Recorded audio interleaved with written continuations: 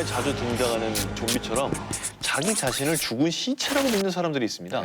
이미 죽었으니까 밥을 먹을 필요도 없고요. 결국 그런 생각을 하다가 굶어 죽기까지 한다는 이 끔찍한 증상은 프랑스의 신경의학자 주일스 코타르가 발견한 희귀 정신질환, 일명 코타르 증후군으로요. 좀비 증후군이라고 불립니다. 그런데 이 코타르 증후군을 넘어서 실제로 도심 한가운데 진짜 좀비가 나타나서 충격을 준 사건이 있었습니다. 2012년 6월 26일 평화롭던 중국 저장성의 원저우시 한 남성이 갑자기 지나가던 자동차를 막아섰고요. 유리창을 마구 두드리기 시작합니다. 당시 너무 놀란 여성 운전자는 도망치기 위해서 차에서 내렸는데요.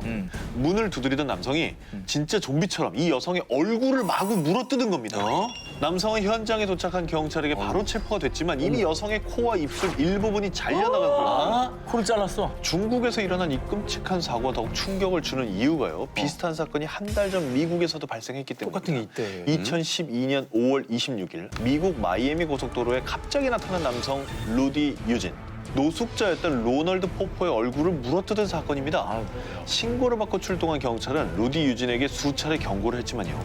경찰이 보는 앞에서도 잔혹한 행동을 멈추지 않았고요. 심지어 경찰이 쏜 총알을 맞고서도 계속됩니다. 진짜 좀비네. 그래서 결국 6발이나 쐈고요. 죽음에 이르러서야 그 행동을 멈출 수 있었습니다. 이거 너무 충격적이야. 그러나 이미 피해자 얼굴의 약 80%가 뜯겨나간 상태였고요. 여러 언론들은 이 사건을 두고 피의자 루디 유진이 마약을 복용한 후에 범행을 저질렀다라고 보도했지만 부검 결과 마약으로 확정지을 단서를 찾지 못했다고 합니다. 믿거나 말거나 역시 선택은 당신의 몫입니다. 2016년 11월 27일 금요일 밤 미국 아칸소주 30번 고속도로에는요. 나들이를 마치고 룰루랄라 집으로 귀가하던 한 가족이 있었습니다. 그런데 브라이스 가족이 탄 차가 그만 차선을 바꾸려던 대형 트럭과 충돌하고 말았는데요. 가족이 탄 차는 중심을 잃고 이리저리 미끄러졌고요. 차량의 측면이 완전히 부서졌습니다. 가까스로 정신을 차린 브라이스의 엄마 제케이시아 콜스는요. 부상당한 몸을 이끌고 딸아이의 행방을 찾았지만 차 내부 그 어디에서도 보이지 않았고요. 이윽고 구조대원들이 현장에 도착해 여기저기 수색을 해보았지만요. 수색 내내 아기의 울음소리조차 들리지 않았고요. 그렇게 흘려보낸 시간이 무려 30여 분이 넘었습니다. 바로 그때 멀리서 아기를 발견했다는 외침이 들립니다. 그런데 브라이스가 발견된 곳은요. 사고 현장에서 무려 7m 이상 떨어진 배수로였는데요. 저 구멍 안으로? 저 안으로 빠졌다는 거죠? 저 아닙니다. 저 사이로 쏙 들어간 거잖아. 저 안에 들어가. 어떻게 저 안으로 들어가? 생후 8개월 된 아기가 이 정도 거리까지 튕겨져 나간 거라면 아기는 당연히 무사하지 못할 거라고 생각했던 사람들. 하지만 배수로 안에 브라이스는 빵끝 아무 일도 없었다는 듯 환하게 웃고 있는 게 아니겠습니까? 그런데 더 소름 돋는 건요. 저 쇠파이프 2개가 떡하니 구멍을 막고 있는데 그 사이에서 어디 하나 부러진 곳이 없다는 겁니다. 난 오늘 이게 1등이다. 난 오늘 이게 1등이야. 그렇죠? 이 인체 자연발화 현상은요. 아무런 외부의 요인 없이 사람의 몸이 갑자기 스스로 불타버리는 현상을 말하는데요. 1951년 미국 플로리다주에서 일어난 일명 메리 리저 할머니 사건. 의자에 앉아 잠을 자던 메리 할머니 단 몇 시간 만에 한쪽 다리와 검은색 신발만 남기고 약 4kg의 잿더미로 변해버린 사건이에요. 정말 놀라운 건 할머니를 한 줌의 재로 만들어버릴 정도의 엄청난 불길이 일었음에도 불구하고 의자 옆에 스탠드, 방 안의 가구는 멀쩡했다고 합니다. 혼자 탄 거야. 혼자 탄 거야. 그렇죠. 여기서 끝이 아닙니다. 아일랜드 코너트주 골웨이에 사는 76살의 마이클이라는 남성이 거실에서 불에 타 죽은 채 발견됐습니다. 역시나 몸의 대부분이 재가 돼버렸지만 남자가 누워있던 자리와 바로 위 천장을 빼고는요. 그 밖의 것들이 멀쩡했다고 하고요. 마이클의 사체를 부검한 검시관은 그가 인체 자연 발화로 죽었다고 결론을 내렸다고 하는데요. 그런데 놀랍게도 이 인체 자연 발화 현상을 겪고도 목숨을 건진 사례도 보고됐는데요. 1974년 11월 미국 조지아주의 사바나를 여행 중이던 의류 외판원 잭 엔젤. 그는 거주용 트럭에서 잠시 잠을 청했다가 잠에서 깨자마자 자신의 몸을 보고 깜짝 놀랐다고 합니다. 잭의 오른쪽 손이 그만 손목부터 손가락 끝까지 까맣게 타 있었고요. 가슴 쪽엔 폭발 흔적처럼 큰 화상 자국이 남아 있었기 때문이죠. 잭을 살펴본 의사들은 불길은 몸의 내부에서 시작된 것이라 결론을 내렸다고 합니다. 과연 사람의 몸은 스스로 발화를 일으킬 수 있을까요? 당신은 어떻게 생각하십니까? 1972년 1월 26일 당시 유고슬라비아 국적의 자땡 항공기는 덴마크 코펜하겐에서 베오그라드로 향하던 중 1만 미터 상공에서 그만 폭발을 하고 말았습니다. 어우, 공중에서 산산이 부서진 비행기는 기체가 두 동강 난 채 체코의 스르브스카 카메니치 지역의 눈 덮인 언덕에 그대로 곤두박질 치고 말았습니다. 자, 그리고 안타깝게도 탑승자 28명 중 27명 전원이 사망했고요. 이 속에서 살아남은 단 한 명이 바로 자땡 항공의 22살의 승무원 베스나 블로비치였던 겁니다. 대박이다.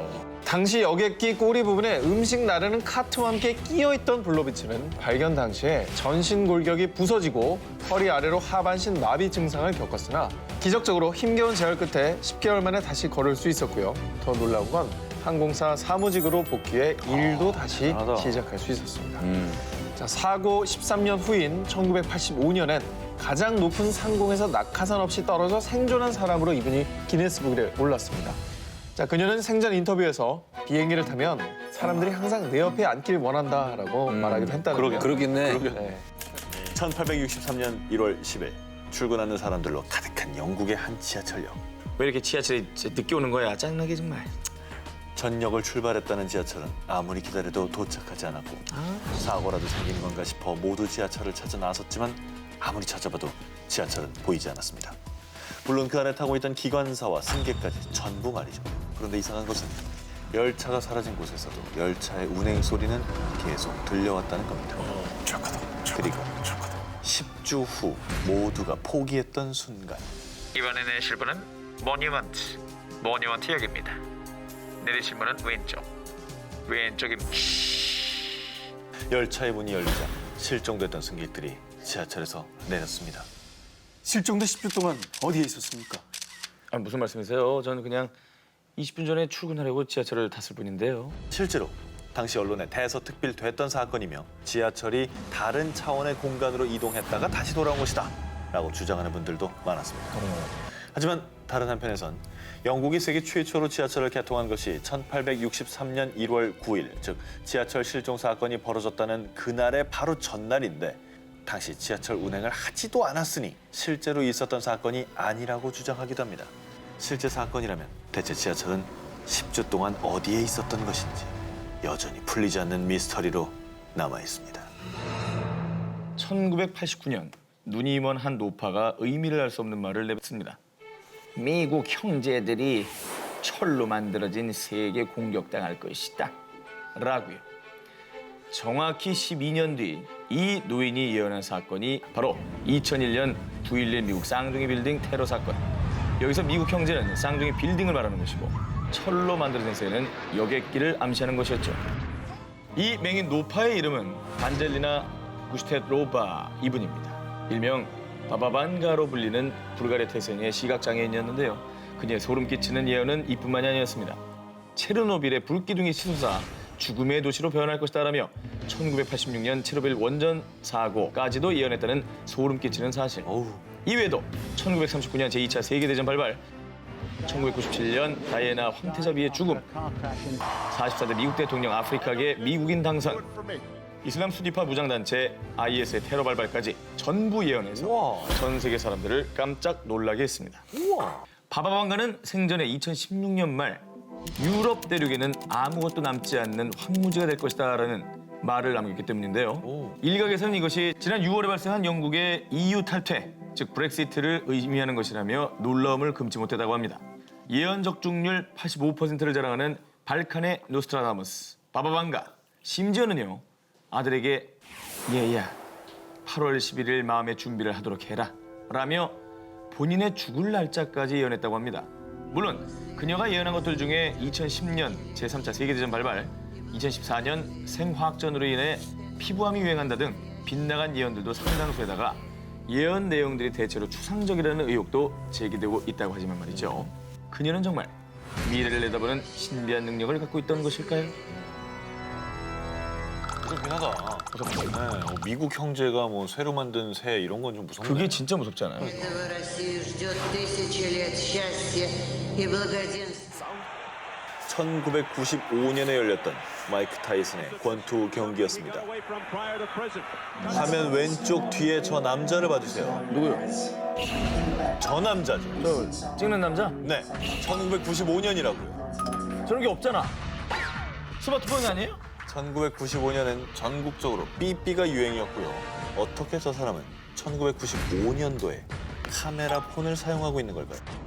일각에서는 1995년에 출시된 디지털 카메라 C 모사의 어떤 모델과 비슷하다며 시간 여행자설을 일축하기도 했지만 딕하게 다른 한쪽에서는 모양이 다르다며 시간 여행자가 확실하다고 주장하고 있는 상황인데요. 이번에는 1938년도에 찍힌 영상에서 휴대전화를 들고 있는 여성이죠. 어디? 통화를 하고 있지 않습니까? 어머, 뭐야? 통화하고 있다고? 어머머. 전화 끊고 진짜 집어넣는 그런 영상이잖아요. 옆에서 이렇게 하고 딱 내리는데 옆에 사람들이 아무것도 없다는 것처럼 나오는 게 그건 말이 안 돼요. 왜냐면 같이 간 사람들이에요. 어떻게도 설명이 안 돼. 과학 좋아하시니까 과학적으로 설명해봐요. 저는 저 물건이 전화기가 아니라고 해도 믿을 만한 근거들이 또 있고 앞에 계신 분도 손에 파우치 같은 걸 들고 파우치잖아. 저 사람은 저건 전화기 사이즈가 아니잖아요. 파우치를 여기다 대고 뭐 연구입니까? 대부분 조작된 사진으로 생각하며 코웃음 치셨겠지만 합성은 아닙니다. 실제 사진입니다. 그렇다면 정말 시간 여행자들인 걸까요? 한때 우리나라에서 유행했던 귀신을 부른다는 분신사바 놀이. 지난해 이 분신사바 놀이 때문에 서양의 여러 나라가 발칵 뒤집어졌다고 합니다. 정말? 자, 악령인 이 찰리를 불러내 질문을 던지면 곁에 있는 악령이 연필을 움직여 대답을 해준다는 이 게임. 미국인가 봐, 미국. 자, 일명 서양판 분신사바라 불리는 찰리 챌린지인데요. 자, 지난해 미국, 영국, 스웨덴, 콜롬비아 등 서양 여러 나라의 청소년들이 이 게임에 빠져들며 선생님들이 직접 나서서 말려야 했을 정도였죠. 단순히 놀이라고 하기에는 좀 위험한 면이 있습니다. 사실 이 게임에는 몇 가지 규칙이 있는데요. 하나는 찰리 are you here? 이란 말로 시작해 찰리가 yes를 가리켜야 놀이가 시작이 된다고 했고요. 또 하나는 모든 질문을 마친 뒤엔 반드시 찰리에게 그만 놀자라고 말을 한 뒤 yes라는 대답을 받아야만 이 게임을 중단할 수가 있다는 거죠. 뭐야? 아, 노라고 했지 지금 안 한다고. 노하면 계속 해야 되는 거야? 계속 끝나지 않고 질문해야 되는 거예요. 무섭다. 자, 이렇듯 찰리의 허락으로 시작해 찰리의 허락으로 끝내야 하는 규칙이 있기 때문에 만약 찰리가 예스라는 대답을 하지 않았는데 게임을 끝냈다면 가위에 눌리면 악몽을 꾸게 된다고 합니다. 아이고야. 자, 이 놀이를 하다가 이상 증상을 보였던 학생들도 있었는데요. 콜롬비아에서는 고등학생들이 이 놀이를 한 뒤 비명을 지르는 등 이상 증상을 보이다 끝내 입원을 해야 했던 사례도 있었고요. 바로 지난달에도 22명의 여학생들이 이 게임을 하다가 게임 도중 갑자기 발작 증세를 보여서 단체로 병원에 호송된 일이 있었습니다. 무서워. 자, 근데 사실 과학자들 말에 따르면요, 찰리 챌린지는 이 악령이 연필을 움직이는 건 아니고요. 단순히 반응 기대라는 무의식적인 심리작용에 의한 현상이라고 분석이 됐는데요. 런던 대학의 이상심리 연구팀에서도 두 연필이 겹쳐 있는 상태에서는 아주 작은 움직임이나 숨결에도 중심이 흐트러지기 쉽기 때문에 이거는 악령의 소환과는 관계없는 일이다라고 밝혔습니다. 자, 찰리가 여기 스튜디오에 있는지 없는지. 만약 예스라고 가리키면 우리끼리 질문을 해야 되는 거예요. 오케이. Charlie, are you here?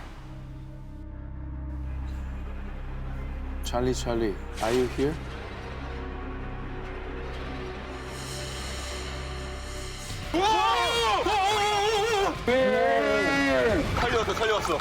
찰리왔다. 찰리야, 정 기자 대만에 혼자 안 갔지?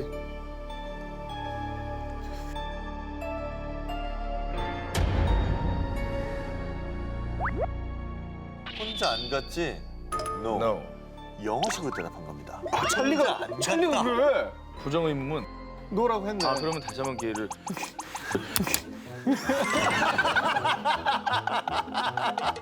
이렇게 결론 내죠. 찰리는 초콜릿 공장에 가 있는 걸로. 시원하게 아재 개그로 마무리하는 걸로.